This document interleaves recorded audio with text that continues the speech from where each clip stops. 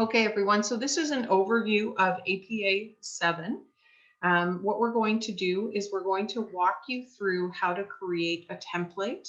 And we're doing this because it probably makes sense to really understand APA 7 and APA in general if you start your own template as opposed to using one that someone's given you and trying to modify that. Okay, so I'm going to switch to a Word document.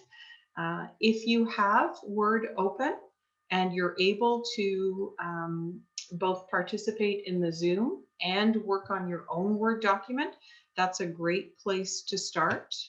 I have put a number of links in the chat to documents that I believe I've posted all three of them on the evidence-based course shell.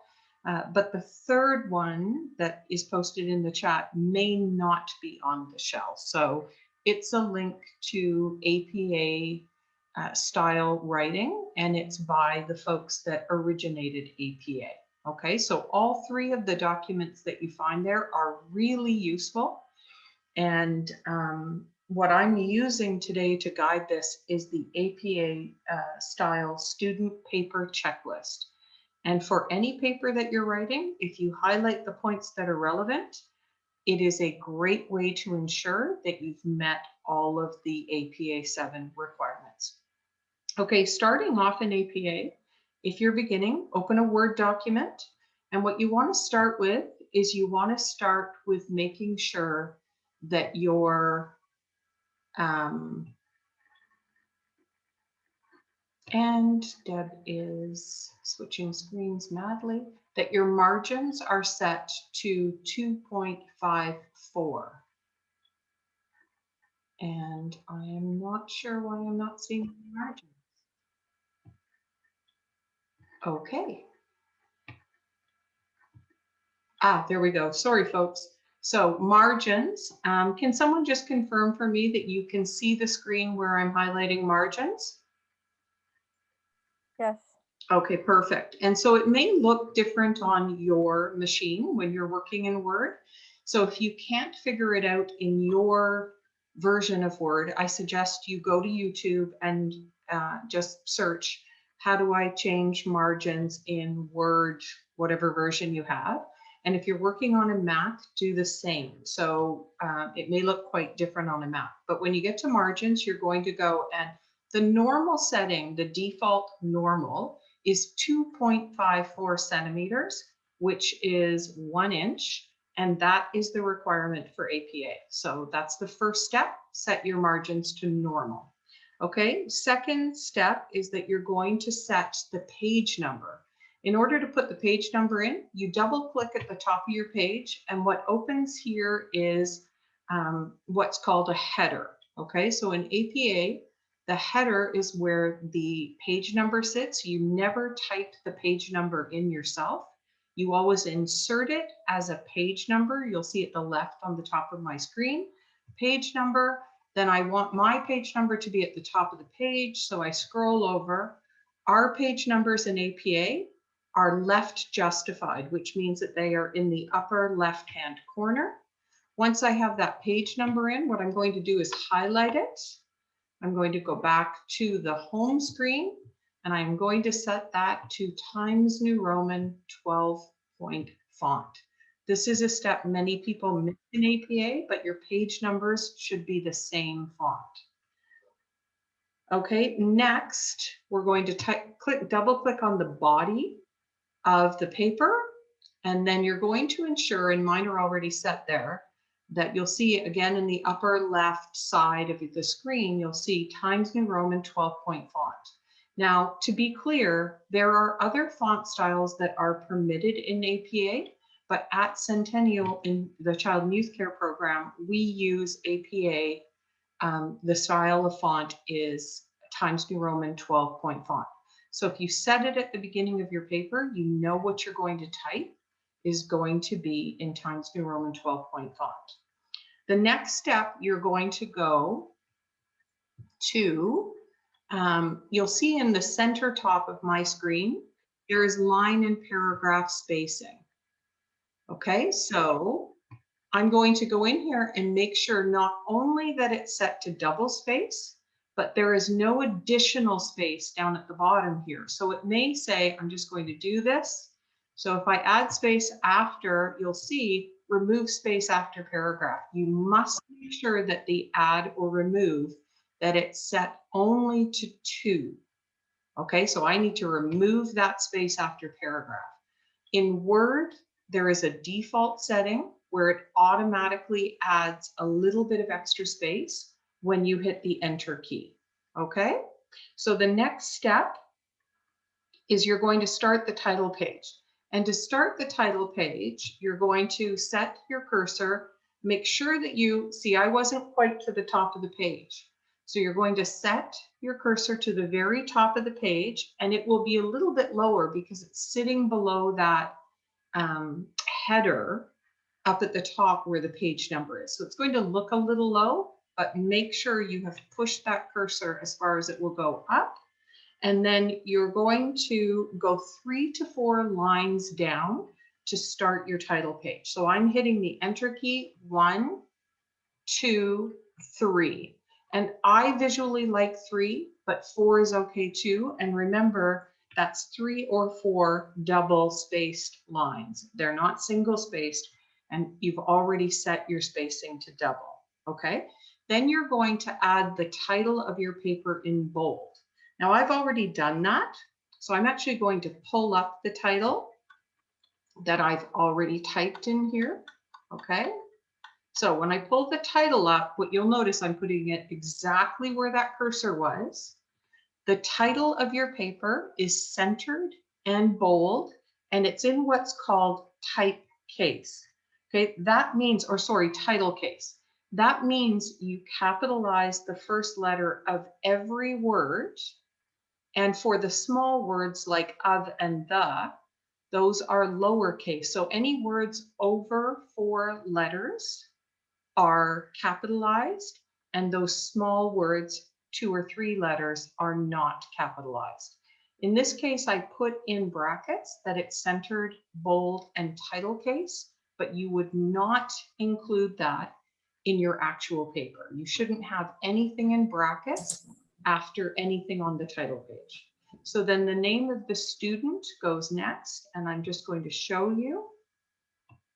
So I'm going to hit Enter and delete that space.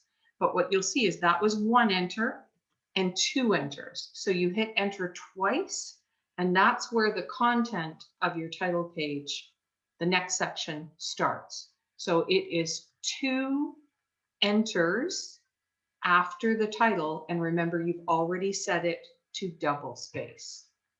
Okay, then your name as the student. In this case, I have Deborah J. Matthews. I'm the student. Your name goes here. And the format in APA 7 is first name, middle, your initial, and last name. And then following that, you're going to put the department, comma, space, and the institution. And in this case, I've put Department of Child Studies because that is what our program is in. We are in the Child Studies department. If you put Child and Youth Care, that would probably be okay, but it's worthwhile if you're not sure to check with the teacher to see what they want in that second line. And then obviously Centennial College. The third line is the course code, colon, space, and the title of the course. So in this case, I've put Soc 101, colon, space, Sociology in Modern Times. If it was evidence-based, you put CYCP and the number, colon, space, evidence-based practice. And you want to make sure that what you're putting there is consistent with what's on the course outline. So for example, I rarely say our course name as evidence-based practice. What I say is evidence-based, but you need to put the full title of the course and not a modified title for the course. The next line is the professor's name or faculty name. And what you need to use here is whatever the instructor put on the course outline. Okay, so if the instructor has professor or doctor, before their name, then that's what you use. But if they've simply put their name, in this example, Brenda Han, then you use the name that's on the course outline, okay? The next line is the date, and you use the date that the assignment or paper was due. You don't use, and I've said this incorrectly in the past, I've told students to put the date they submitted, but that's incorrect. You put the due date of the assignment. And you'll notice for each of these 5 items following the title, they are exactly, and I'm going to hit the enter key, they are exactly 1 double space apart with no extra space in between. Okay, now we're going to scroll down to the next page. At the start of the next page, you put the title of the paper, and it's centered and bold, okay? And again, I have brackets after this with some information in it, but you would not do that in an actual paper, okay? The other thing is you have to make sure that your paper, so I'm putting my cursor just above the title that I typed to make sure there's no extra space above it, that I haven't mistakenly hit the enter key. It starts right at the top of the page. It's centered, bold, and again, it uses title case, which means you capitalize the first letter of each word unless it's a word under 4 letters. Okay, then you'll see I'm going to hit the enter key again. When I hit enter, okay, the next line starts exactly double spaced below that centered title on the first page that you're writing. Okay, and you'll also notice at the start of the paragraph, this is indented. So I've taken the indent off. You can hit the tab key. It's that key on the left side of your keyboard that has 2 directional arrows. Hit that tab key and it automatically indents 1/2 inch or 7 spaces. That's the amount that a paragraph should be indented. Okay, I'm going to scroll down a little bit further. All right, before I move into some of the basics of citation and writing, we've talked about the page number, the font and size of font, the line spacing, how to set your margins, and making sure that you are indenting new paragraphs with the tab key or 7 spaces. Okay, now I want everyone to notice the paper is also, I'm just needing to move some things off my screen. The paper is also what we call left justified, okay? So I'm going to just have everyone notice at the center top of my screen, there is a gray box highlighted that says align left. That means left justified. If I highlight this box, it says center. That means the information will be center justified. If I go here, it's right justified, and this is evenly justified. You do not ever use evenly justified in APA 7. It's always left justified, okay? So other than, of course, the titles and other things that you're required to center on the page, but the body of the writing is left justified. Before I move to the next section, which is to talk about citations, does anyone have any questions about the content so far? And I can't actually see the question box.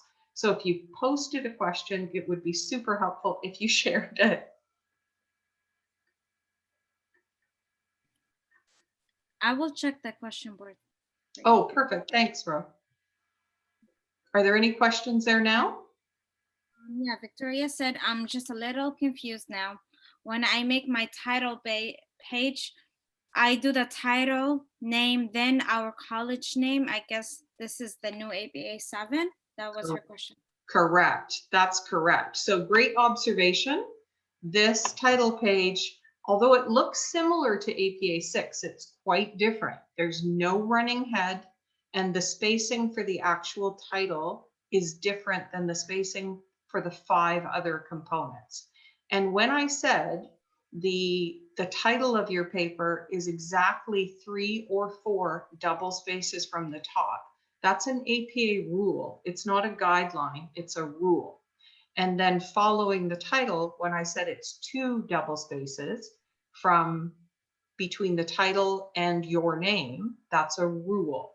And the same for 1 double space after your name to the department and so on. Okay, so those are rules that are requirements for APA 7. Great question. Any other questions, Ro? No. Okay. Deb, Yes. so like when we're doing like our gen eds, like, so I'm in social psychology. So would you still put child and development services, or would you put social? Yeah, that's a great question. So that's an example where I would ask the instructor, because although you're registered in the Department of Child Studies for the bulk of your course, you are writing a paper in another department. So my guess is you would use their department. Okay, but for clarification, that would be a great question for your teacher. Okay, but if they don't answer you, my suggestion would be that you use the department that you are writing the paper for. Okay, thank you. Great question. I hadn't even thought of that question. Okay. So the only other thing I'm going to note before I move on to citations is you'll notice at the top of this page, the title of the paper is there. That's called a heading. In APA, there are rules for specific types of headings and when you use them. I'm not going to go over all of those rules today because they're quite detailed. But if you wanted to include headings in your paper, you can't include a heading after that title. It's not permitted in APA 7. But in other body sections, if you felt a heading was important, you need to make sure that you are using the correct heading for the type of writing you're doing. In most cases, in my experience, we use a level 2 heading in our papers. So if you are using headings, make sure that you've gone to the APA Style Guide site and you've checked the format for the headings you're going to include. And remember, for headings, you still work in double spaced, no extra space. Okay, next I'd like to talk about citations. So there are some general guidelines for citations that are important to keep in mind. A citation refers to any source that you've used in the body of your writing, any information that has come from a source, whether it's paraphrased or quoted directly. And you've noticed in many of your assignments, I don't let you use quotes. And that's because in short writing, quotes are discouraged. Paraphrasing is optimal in APA. So you'll notice even in that APA student paper checklist, they highlight that paraphrasing is preferred over quotes. Quotes should have a reason to be used in your paper and not be there to just simply share a body of information. Okay, so when you have a citation, so you'll notice the first citation is 4 lines down in the sample paper, and that's Altman 2014. So whether I use Altman 2014 one time as a citation in my paper or 20 times, I need to have one reference that matches Altman 2014. So if you have used that article, you have to have a reference that matches. If you use another article from Altman, and let's say it's 2015, you need another reference for that article. So every source you use that's cited is also, you also have to include one reference, regardless of how many times you use the citation. Okay, the only time that you don't have a citation and a reference is if you are citing a personal communication. And so if you have a situation where you are citing a personal communication, it goes in only as a citation and there is no corresponding reference. And I'd encourage you to look up the format for a personal communication because it's different than other citations. Okay, the other thing to pay attention to when you're doing your citations is to make sure that your spelling of the person's name and the year stay consistent in all of your citations and match the reference you include. So often I will find that there has been, say, an Altman 2014 was the starting point, and then later someone may put in Altman 2000, and the reference says Altman 2010. And so as someone who's reading, each one of those things is an error because the rule is the citation must correspond with the reference, okay?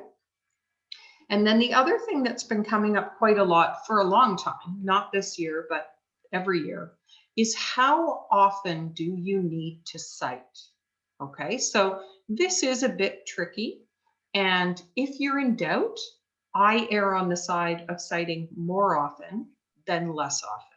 Okay, but as you're getting practice with it, the rule is that you cite every sentence if the source and the topic change.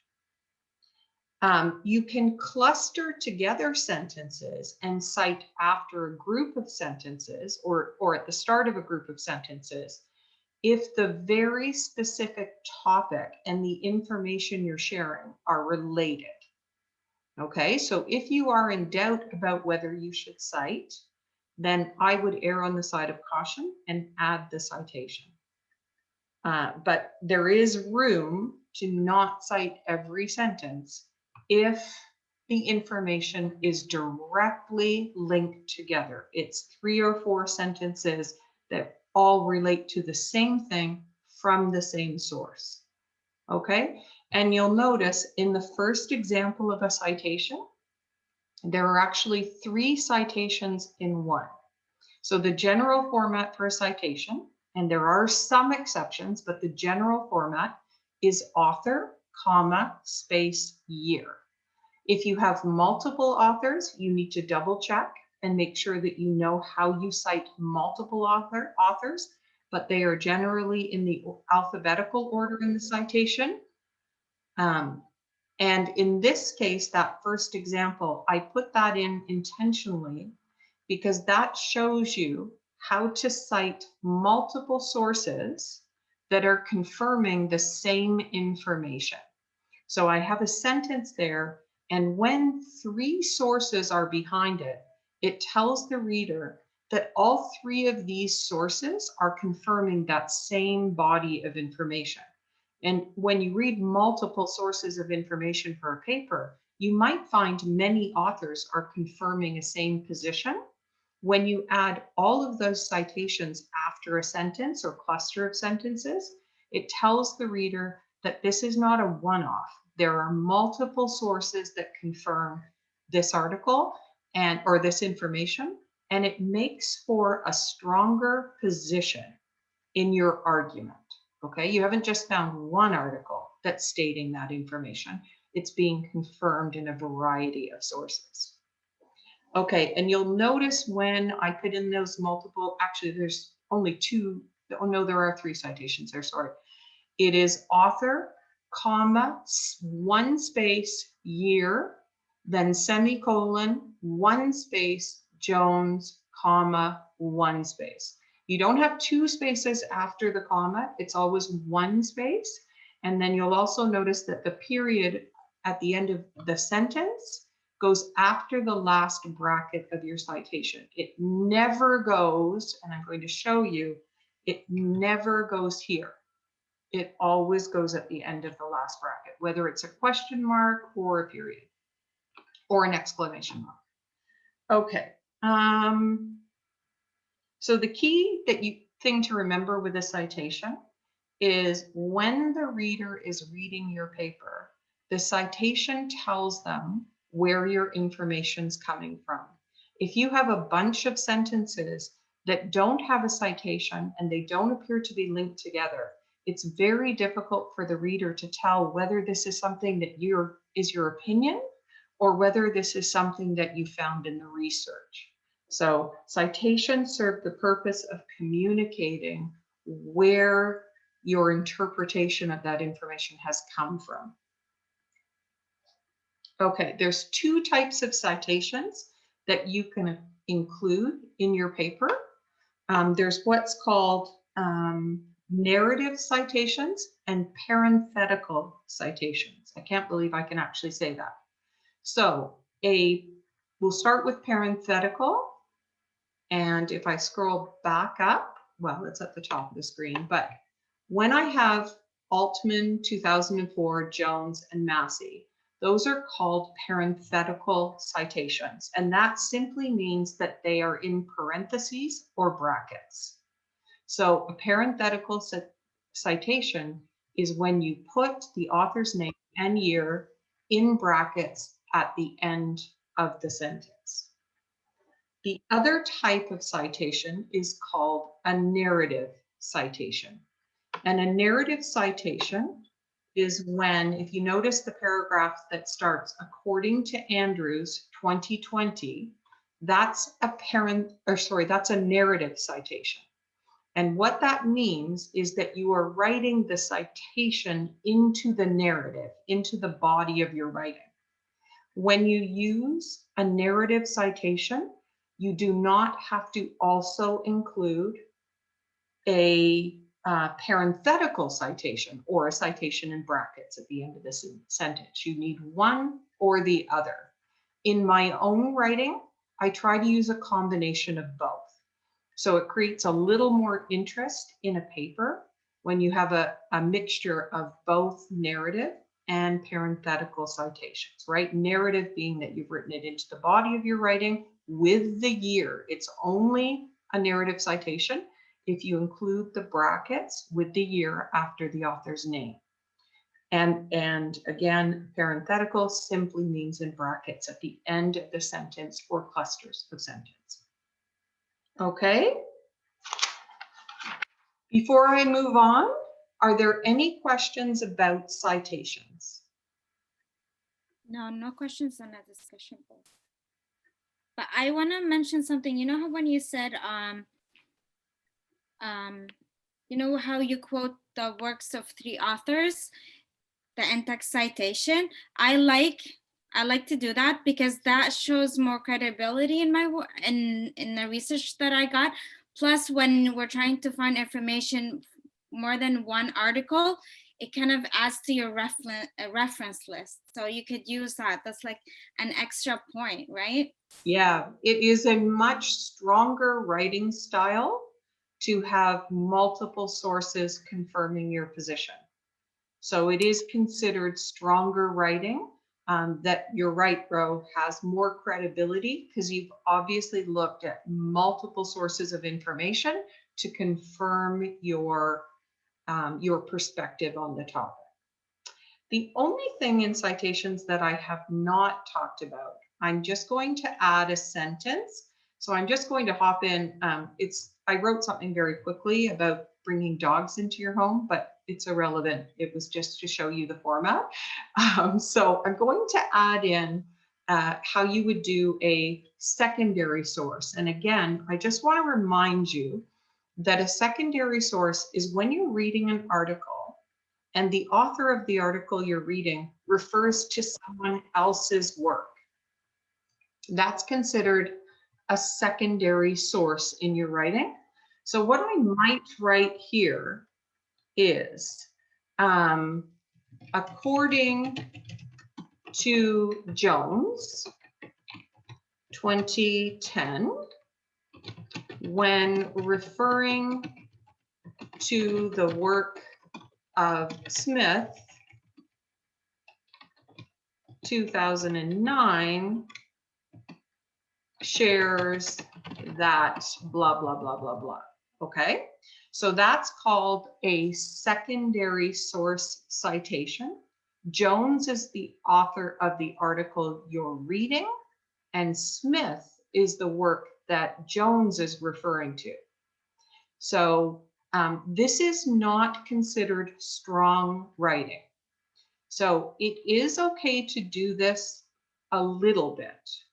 Strong writing would be finding the actual source, Smith, and reading that article to decide whether or not you agree with Jones's interpretation. But at the college, we allow you to do secondary source writing within reason.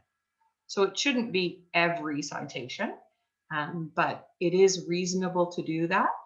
And when you get to the reference page, you are referencing Jones, not Smith. Okay, so it's important to remember you are referencing the original article that you were reading and not the other authors that the author of your article referred to. But you must indicate that you are using that secondary source in the way that you cite. Are there any questions about that?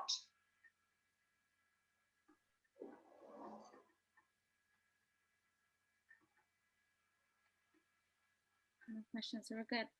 Okay, fantastic. So I now, have a question.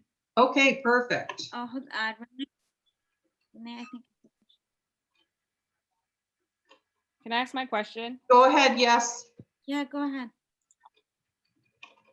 Where it says according to Andrew 2020, if you have more than one author, can you still write it like that? Or is it only if it's one author? No, that's a very good question. You can write multiple sources that way. I personally don't tend to do that because I find it looks a little bit clunky.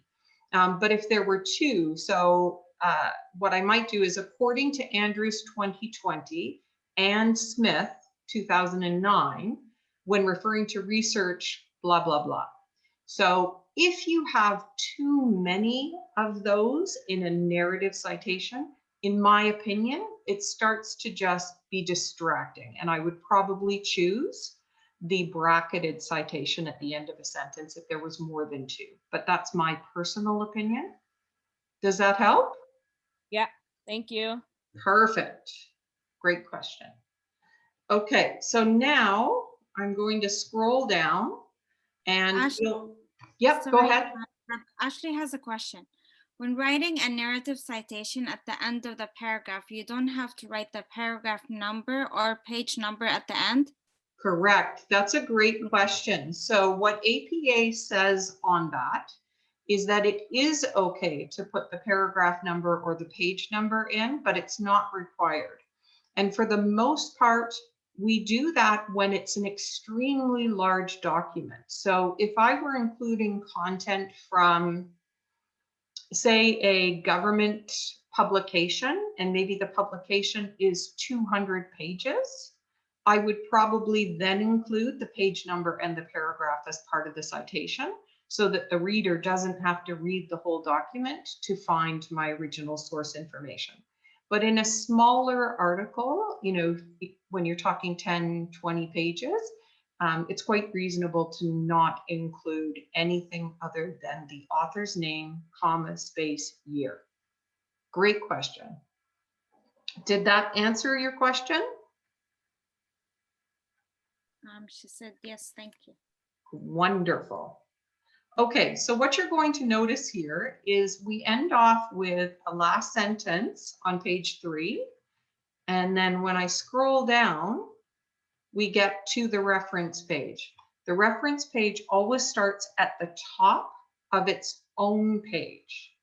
And it should come, you need to double check if you're including appendices or other things in a paper, you need to check to confirm where the reference page should sit. But typically appendices will go after the reference page. Everything else goes before. Okay, so you always started on a new page. Now I'm going to turn it over to Ro, who's going to talk a bit about references. Okay, I'm gonna make it quick and easy for everybody. Do you want to share your screen? I am turning over to you, the share option. You should be able to share now, Ro. Okay. And I'm going to turn my camera off and monitor the chat. Yay, good job. Okay, so reference. So reference always goes at the end of your research paper. So it would be centered in the middle of the page, bold. If you have just one reference, you will take the S off. But if you have more than one reference, of course, you include the S.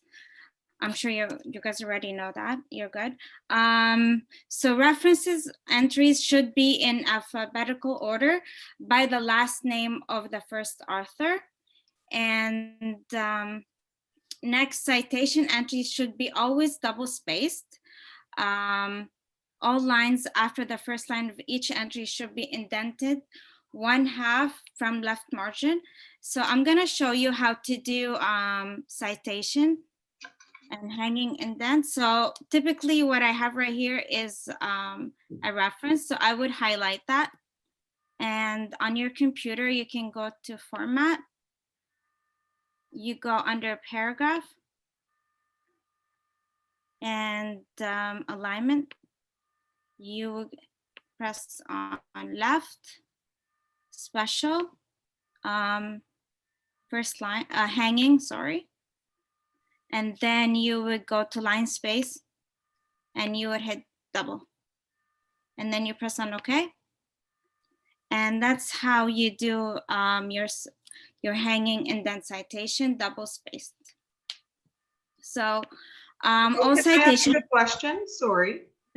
Yes, go ahead. So you're saying citation, and most Yes. people think of this as reference. So this is only for the reference, correct? Yeah, this is for the reference page. And can I just ask, you did that beautifully and very quickly and quite different than I do, so I've learned something new. But can I ask, because you went through it quickly, how did you learn that?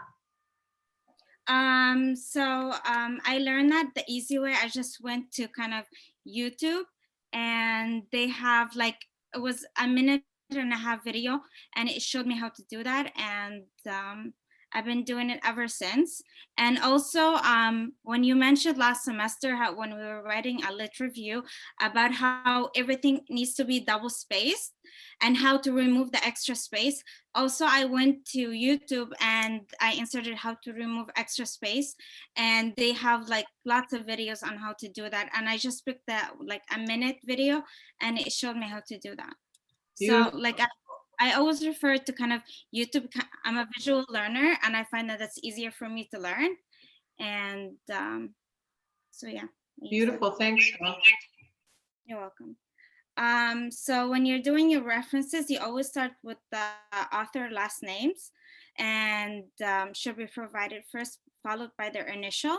So for example, right here, we have by Jane Maria Smith. Maria is the first name, is the middle name, and Smith is the last. So how you would do that is you would go the last name Smith, comma, initial, which is Jane is her first name, and M is her middle name. And then you will go on to writing the year.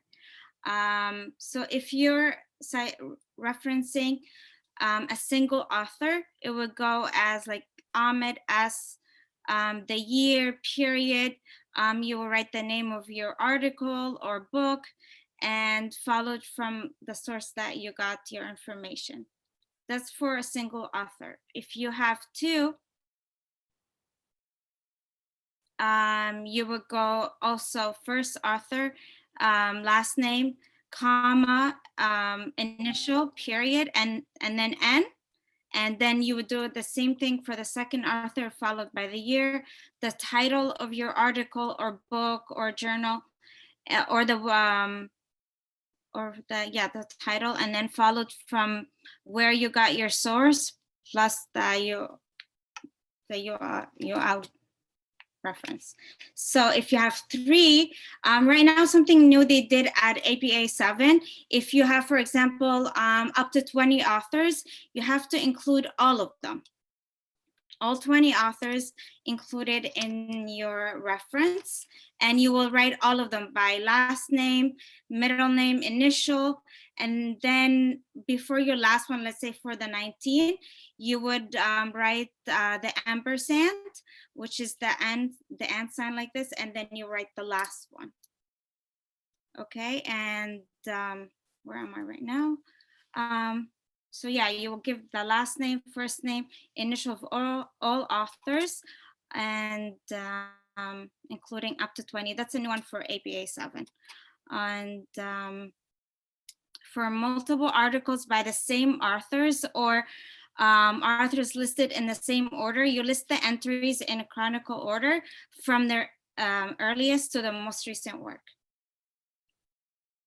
And when the work of the author doesn't have the author title, the name of the author, and you would go write the name of the article followed by the year and the website, and you just include your reference.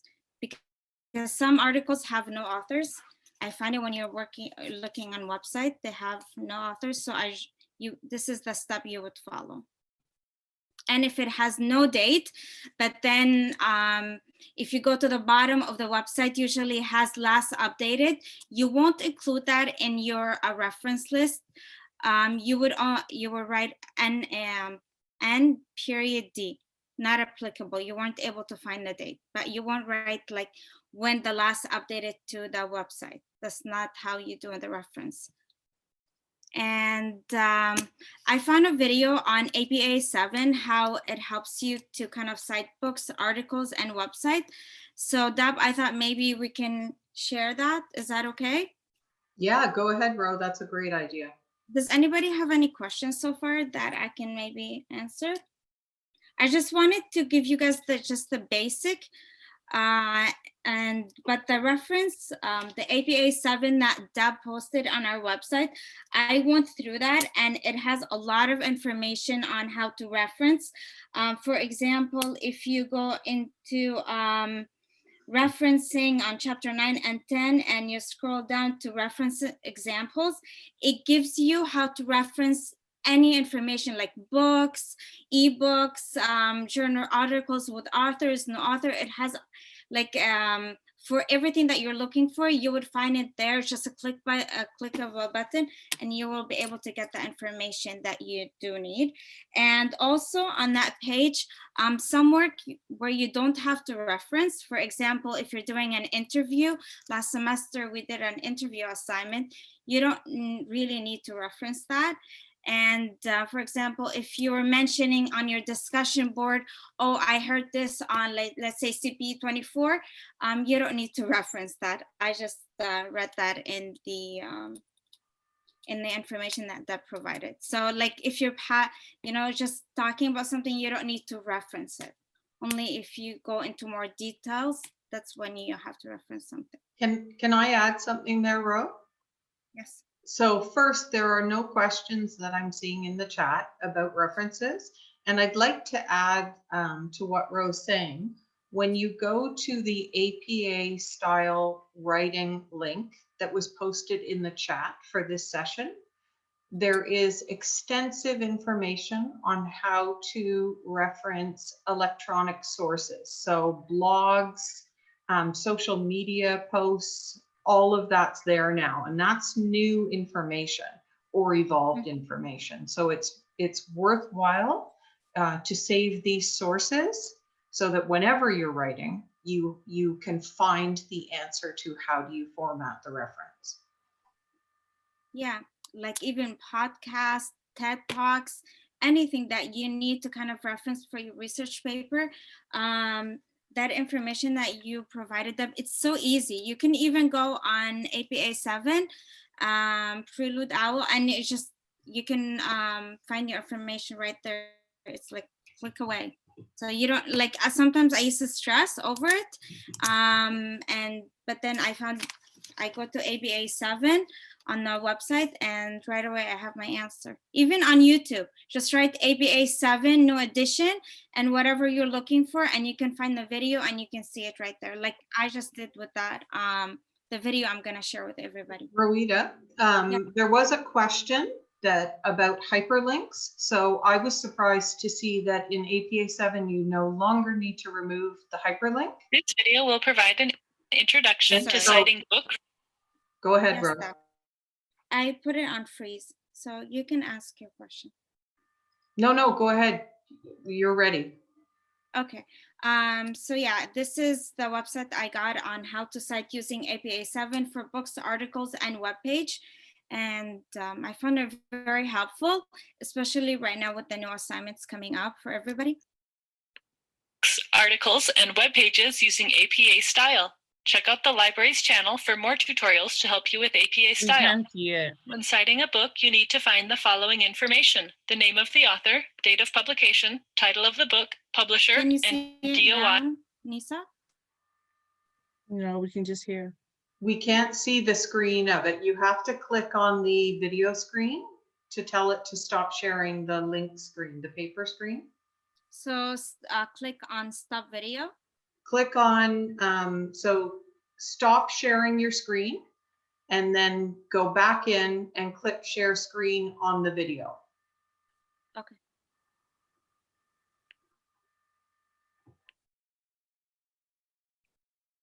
Sorry. We can see your letter of completion. There we go. Yeah, I have lots of stuff opened up. Can you see it now? Yes. Okay, I'm gonna then play. Let me just rewind it a little bit. To help you with APA style. When citing a book, you need to find the following information: the name of the author, date of publication, title of the book, publisher, and DOI if it has one. DOI stands for Digital Object Identifier, and it's very important for citing lots of things in APA. It's a long string of numbers and letters that is unique to only this one work. Here are a few examples of what DOIs in books might look like. You'll sometimes see them in newer print books, but they're most common in ebooks.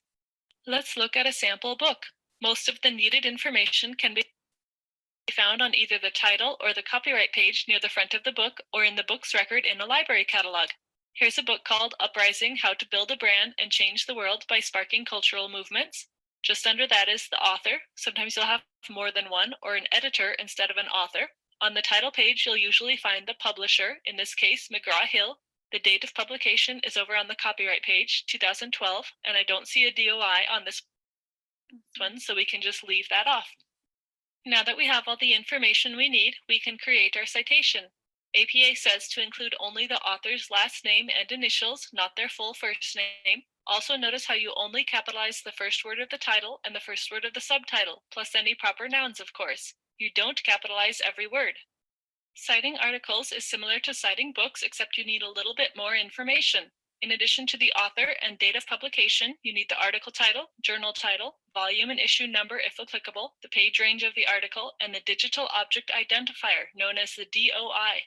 Remember, the DOI is a unique string of numbers and letters that points to just this one article. Here are a few examples of DOIs from various articles. If there truly is no DOI, you can just leave it off, but most modern scholarly articles will have one, so look around for it. Let's take a look at an example article. The journal and article titles are listed near the top of the page, but don't be confused by the name of the database that provides the article to us. We don't use that. We can also see the volume, issue, date of publication, and page range of the article. Under the article title, we have the names of both authors. The last thing you'll want to look for is the DOI, which will be a long string of numbers and sometimes letters, but it should clearly say DOI somewhere. APA style says it should be written in this format so that it's a functioning link, but if it's in some other format, APA tells you to add the correct prefix, https://doi.org/ onto the front. Now that we've gathered all of the information, we can create our citation. Use an ampersand rather than the word "and" between our two authors, and use the last name and initials of the authors only, not the full first name. Note that the article title is capitalized just like the book title was, where we only capitalize the first word of the title and the first word of the subtitle, plus proper nouns. However, each significant word in the journal title is capitalized because that's a proper noun. Notice also how we format the volume, issue, page numbers, and DOI to match the correct example. Web pages are probably the most difficult citations to create because a lot of the information can be hard to find or missing. Keep in mind that if you can't find much of this information, it's more challenging to validate that you are in fact using a reliable source. If you are missing information, visit this page from the APA style guidelines to see how you need to rearrange the citation pieces you do have. Here's the basic format for a web page. First is the name of the author or authors, then the date the information on the page was last published or updated. Because websites are frequently updated, include as much detail as the page gives you. If it tells you the year, month, and/or day, include all of that, formatted like this. Then include the title of the specific page you are actually on in italics, then the name of the source or hosting organization if it's different from the author, and finally the stable link for the page. Let's take a look at this example web page. If we can find an individual's name as an author, that's preferred, but often we don't have one, so APA tells us to use a corporate author, the most specific group or agency which was responsible for creating this content, in this case, the Central Intelligence Agency. The title of the page is usually near the top, but it's not always the most prominent text. In this case, we're viewing the page for Israel, but the title is quite small and easy to miss. If you're not sure, look for things like the website's navigation structure to figure out which title is unique, or you can sometimes get a clue from what name is used in the title that you should see within your internet browser window. In this case, the breadcrumbs here tell me that the World Factbook is a publication, so the unique titles are the individual country pages within it. World Factbook is the source for all of them. If there is a date of publication, usually it is found at the top or bottom. Updated date. If there is no date or the only date is the copyright date that seems to apply to the whole website and not just this specific page, then use N period D period to indicate no date. Now we can create our citation. For a corporate author like this one, you'll want to capitalize every significant word of their name since it's a proper noun rather than using the abbreviation, in this case CIA. Web page titles are in italics and use sentence case capitalization, just like books, where you only capitalize the first word of the title, subtitle, and proper nouns. Then the name of the source is in non-italics font, and finally you end it with the full URL. When you've created all your citations, you then put them all together in the references list. It goes at the end of your paper and should look something like this. The top of your page says references, centered and in bold. Double space throughout, organize all references in alphabetical order, and they should each have a hanging indent. That means the first line of each citation is not indented, but subsequent lines are. If you're not sure how to make all the formatting correct in APA, go here to download and use the correct template documents in Microsoft Word or Google Docs. These already have applied the correct formatting for your full document. In addition to the full list of sources at the end of your paper, you also need to cite sources throughout your paper in the text. This is Deb, do you want to do the in-text citation? But I think we already went through that. Yeah, I think we've covered that, and I'm conscious of time, so it's actually probably a good time to break from references row. Okay, so the last thing that we wanted to go over was just, Brenda was going to talk about it, and again, she's had computer problems, so I don't think she's going to be able to join us. But I wanted to talk a little bit about some of the general things in writing style. And again, if you refer to the student checklist, I posted the link and it's also on the evidence-based course shell in the news items. Okay. One of the things that comes up quite often is verb tense. So APA explains verb tense. And what that means is when you can write in past, present, or future. And my rule of thumb has always been that I write in one tense throughout the paper, and it's generally present or past tense. And personally, I use present tense for my writing. Bias-free language is a new addition to APA 7. They've outlined how to ensure that you are eliminating language from your writing that may perpetuate things like prejudicial beliefs, demeaning attitudes, and ways in which you can write bias-free. So they give you some really useful suggestions on how to address language. And I think particularly in our field, I hope in every field, but particularly in ours, this is a significant focus, and I know it is an expectation within our program.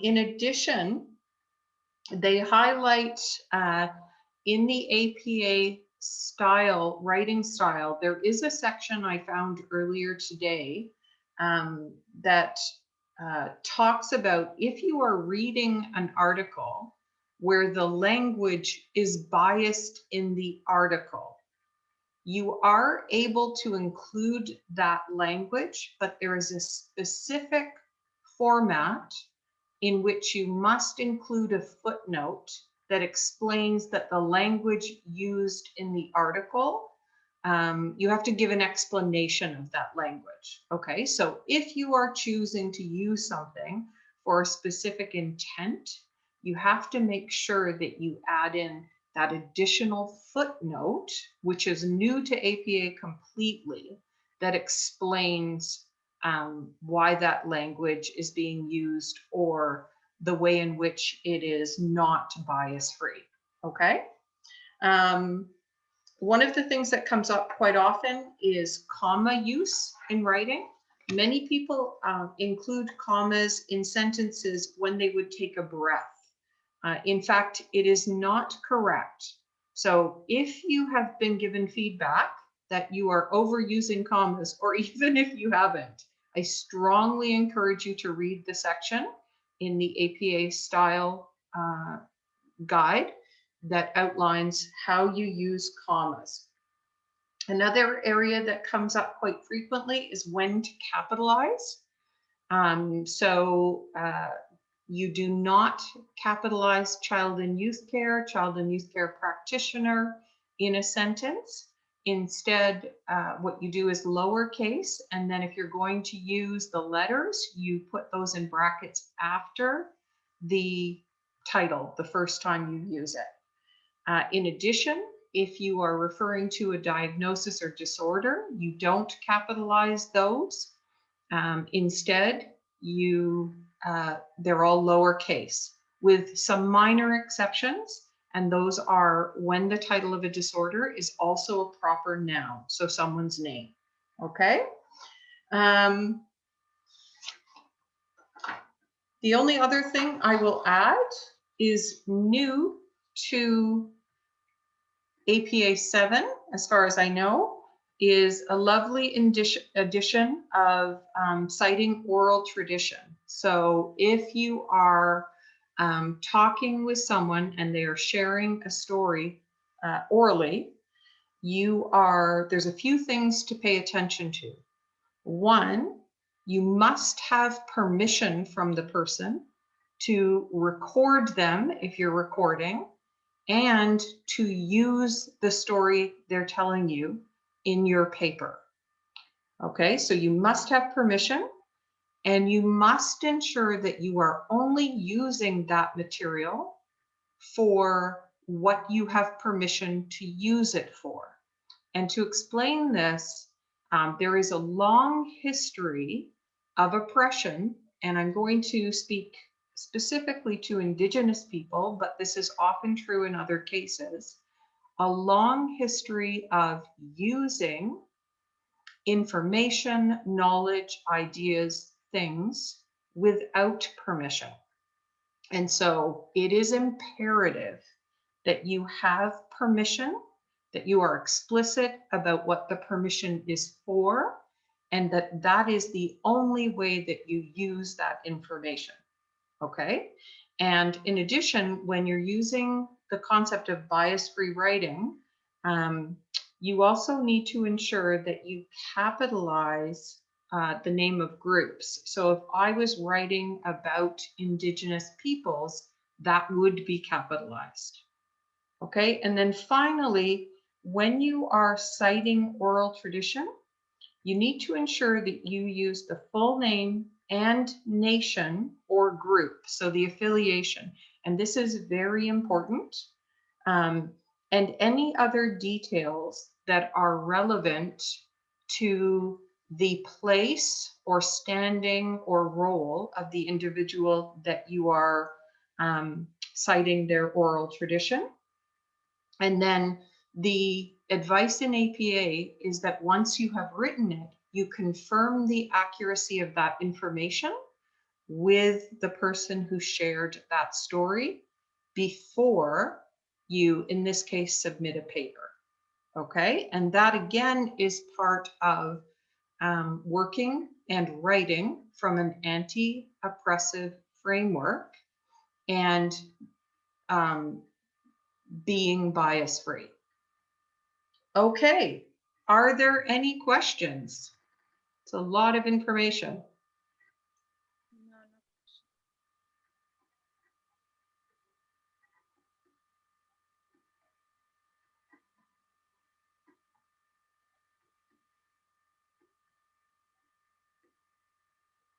Okay, in that case, I'm going to stop the recording.